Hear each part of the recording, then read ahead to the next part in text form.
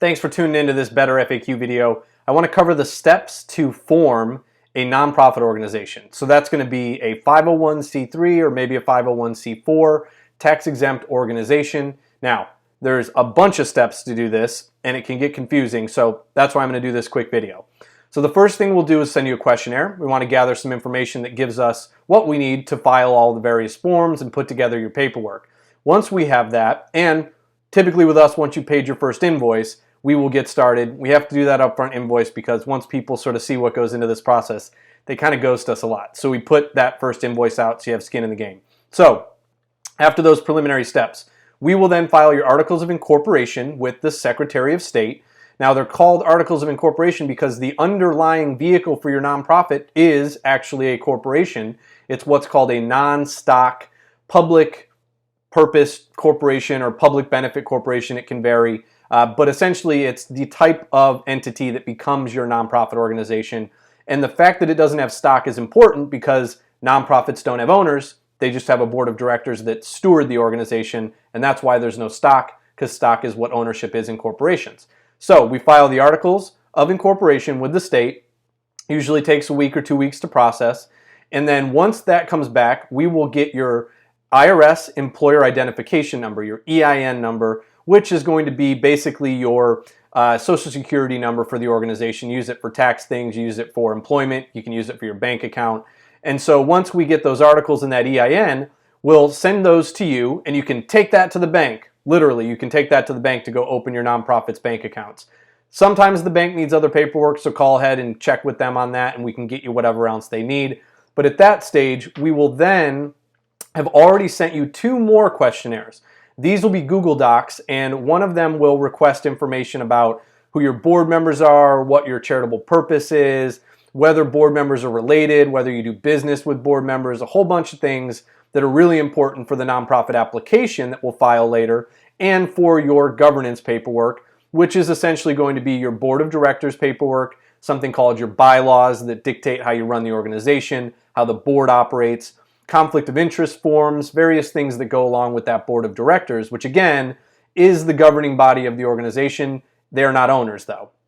So we've gotten the articles filed, the EIN, you go get your bank account. We sent you those new questionnaires, which the second of is going to be a financial spreadsheet. And that's one where you're going to project out a few years what you estimate your financials will look like for the organization. You don't have to be perfect on this. The IRS knows that it's an estimate. It's a ballpark. You don't have to be precise. Just try to be as accurate as you can.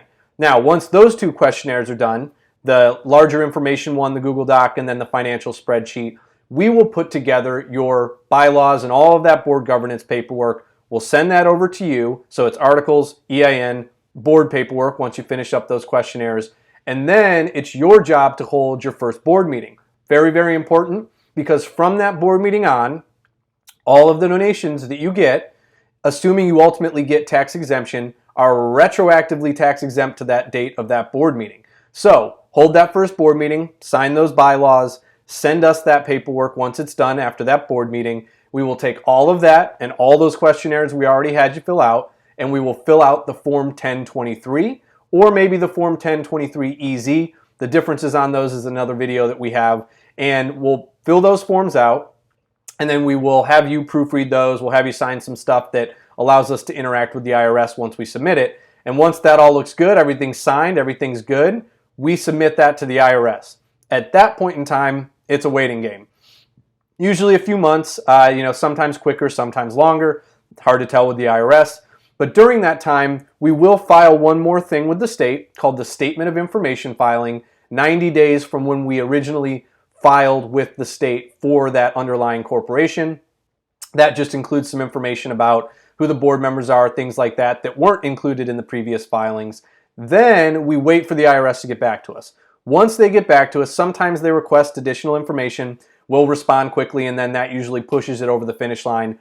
Or they'll just send what's called your IRS determination letter. Super important document. Save that, copy it, save it everywhere you can, save backups of it, because you will use that for a lot of different things for your nonprofit to prove its tax exemption. So once you get that IRS determination letter, send that to us, because we then have 2 more final filings. Those 2 final filings are with the Attorney General's office. I'm talking California here too, so this would not be applicable to somewhere like Delaware or New York. And so in California, we're going to file with the Attorney General's office and then also with the Franchise Tax Board. We're essentially going to take everything we filed before and your board meeting and all those things, and we're going to submit them to those two offices to demonstrate, prove, to evidence, basically to confirm with them that you are a tax-exempt organization and you don't owe taxes like you would if you're a for-profit.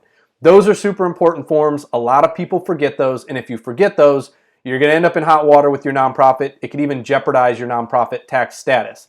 So those are usually filed, like I said, after we get the determination letter, but they take 60 to 90 days to process. So this whole process can take 6, 8, maybe more months than that. And to recap that, articles of incorporation first, Secretary of State. Once those are processed, we'll get your EIN letter from the IRS, not to be confused with the determination letter. It's different. Then we will have you fill out some more questionnaires and then get you your governance paperwork, bylaws, things like that. You'll hold your first board meeting, complete those bylaws, sign them, send them to us. We complete the 1023 application, and then we submit that. We file your 90-day statement of information while that's processing. Then once you get that determination letter back, we file with the Franchise Tax Board and the Attorney General's office. It's called the 3500A and the CT1. And then once that's all done, you're done. Your nonprofit's good to go. You're totally compliant. You're all set up. Only other thing to mention is that every year you have to file your statement of information again with the Secretary of State within 5 months leading up to the month in which the organization was formed at the state. So if we filed those articles of incorporation in September, 5 months up and through September is when you need to file that statement of information every year. And we will send a reminder about that because we put that into our systems for you. And pro tip, the Attorney General's office requires the filing of an RRF1. Kind of looked like I was barking like RRF1.